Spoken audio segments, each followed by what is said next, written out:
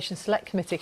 Let's get some reaction to this. In a moment we'll speak to Shabnam Ahmed, an A-level English teacher and the head of Year 12 at Thurston Community College in Suffolk. But first we'll speak to Sammy Wright, who's the lead for schools and higher education at the Social Mobility Commission. He's also Vice Principal of Southmoor Academy in Sunderland, and he joins us now from Newcastle. Sammy, thanks for joining us. How well have less advantaged students fared during this rather unusual exam season? I mean, it's a really difficult situation for everyone involved. What I would do first is just really echo what Robert Halfon said to you, that it is the FE colleges that have borne the brunt of some of the difficulties. He's absolutely right in highlighting their plight, because the nature of the process that Ofqual have applied means that institutions with larger cohorts in given subjects are the ones that are most vulnerable to the statistical vagaries of the system. And obviously FE colleges are the largest cohorts. They are also the most likely to have disadvantaged students in them.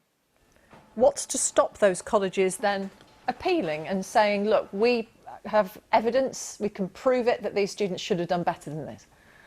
Well, this is the difficult question, is that, I mean, the Commission, we asked Ofqual for an appeals process whereby schools could submit their own internal data back in April. It was only announced the week before the results, and even now the details are still not being worked out. I'm literally writing my email to Ofqual with our recommendations as we speak.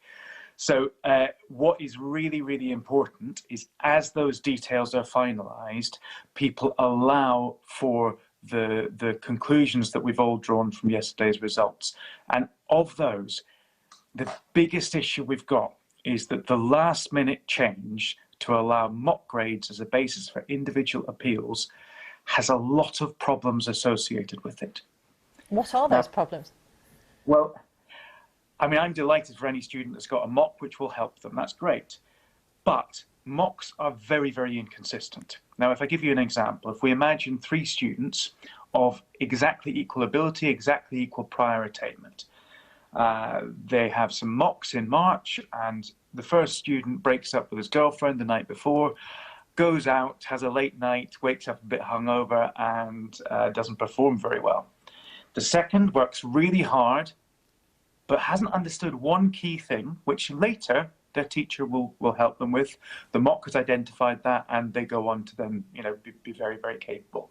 The third student has a session with their private tutor the night before, and the tutor therefore has access to last year's exam papers, which are the basis for the mocks, and goes over them, meaning that that student gets the best mark. Now, those 3 marks could be totally different, and yet the capacity of those 3 students could be identical.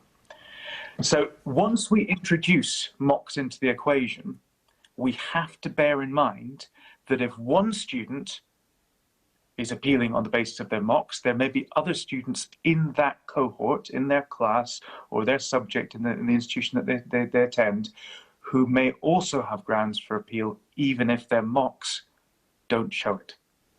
How then do you make this appeal process better and fairer, and to try to eradicate some of that, the impact of the algorithm of ranking students, even if they've got the same grade? Some are at the top of that grade and some are at the bottom. Yeah, it's very difficult. I mean, if I was being petty, I might say one solution would be to think about it at the start of the process rather than right at the end. But we are where we are. And I should say, there's a lot of people who are very dedicated and have got exactly the right intentions at heart in this.